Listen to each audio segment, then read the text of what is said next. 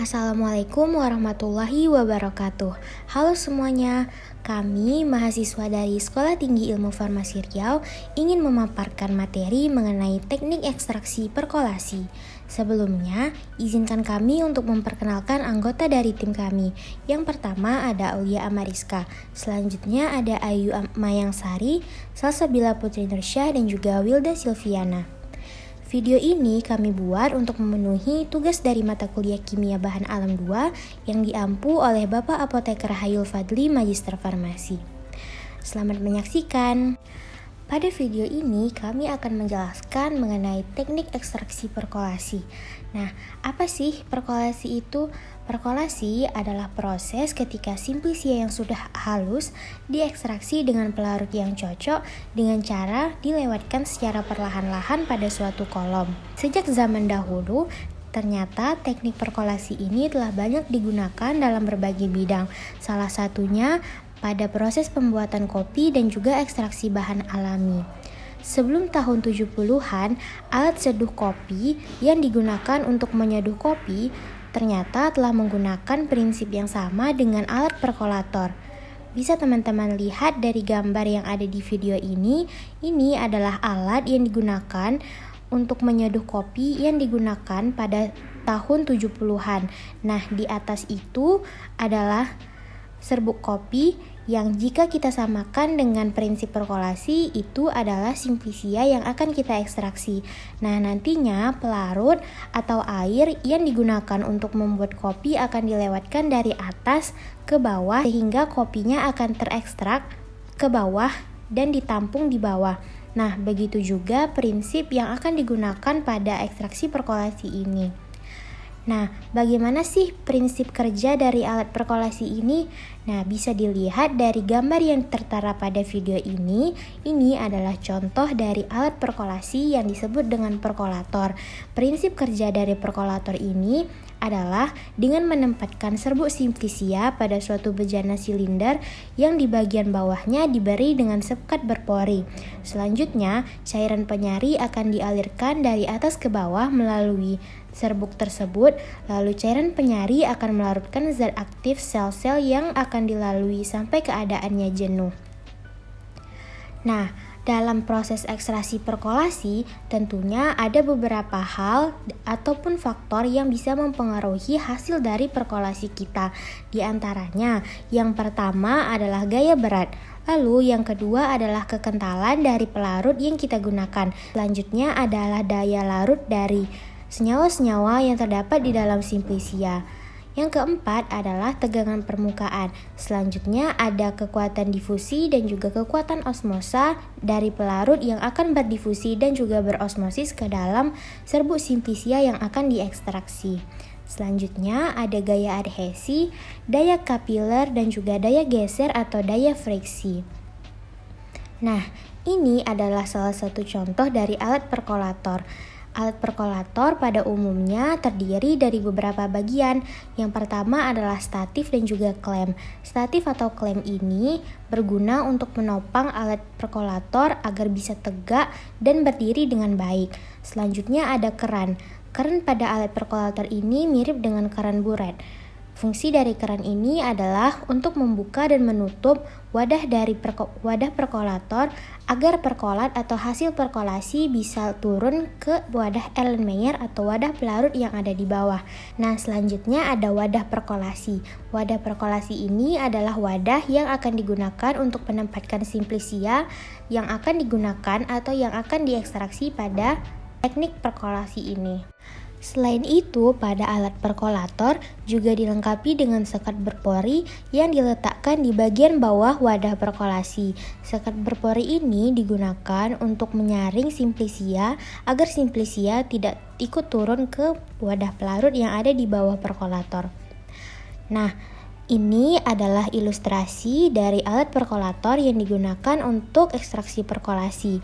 Nah, yang kuning itu, yang di atas adalah cairan menstrum atau cairan penyari atau pelarut yang akan digunakan untuk membantu melarutkan zat-zat yang ada di dalam simplisia.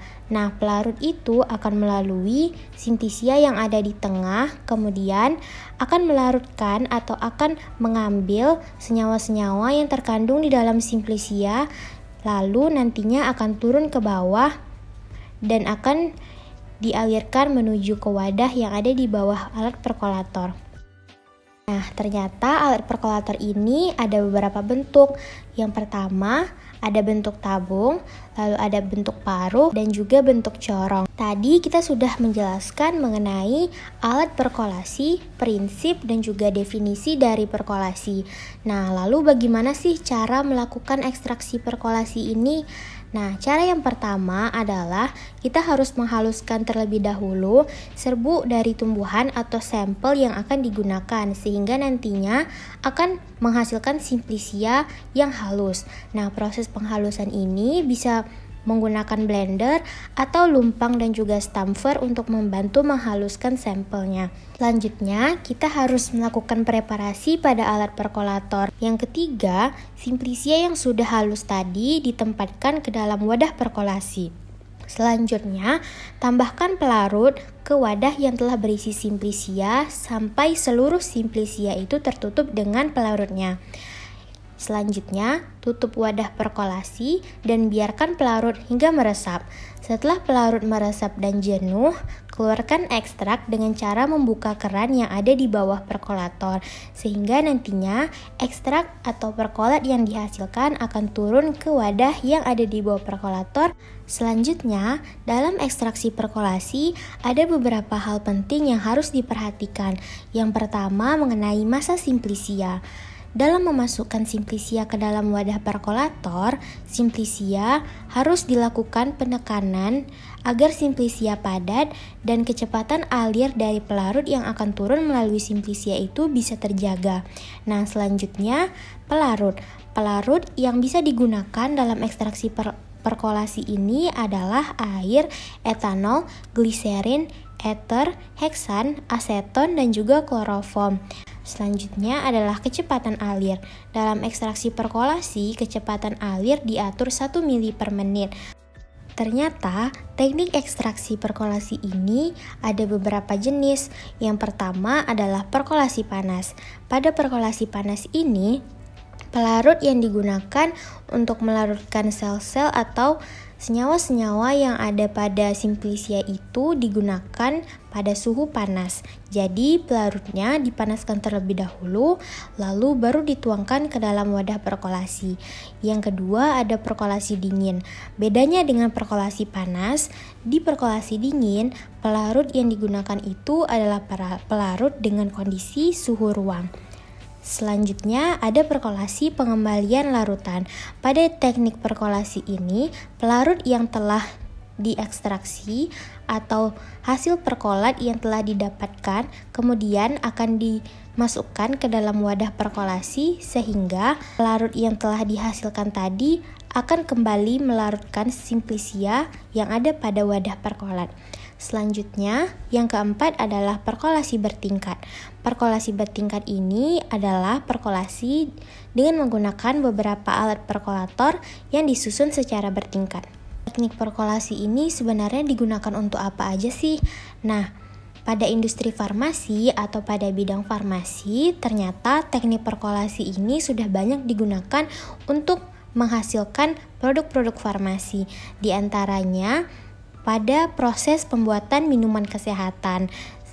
Lalu untuk proses pembuatan minyak esensial dan juga pembuatan obat-obatan herbal. Nah, pada umumnya teknik perkolasi ini digunakan untuk menghasilkan produk-produk dalam bentuk larutan. Nah, itu tadi penjelasan dari kami mengenai teknik ekstraksi perkolasi. Semoga video yang kami berikan bisa bermanfaat dan juga bisa memberikan wawasan baru pada teman-teman yang menonton video ini. Mohon maaf jika ada kesalahan. Terima kasih. Assalamualaikum warahmatullahi wabarakatuh.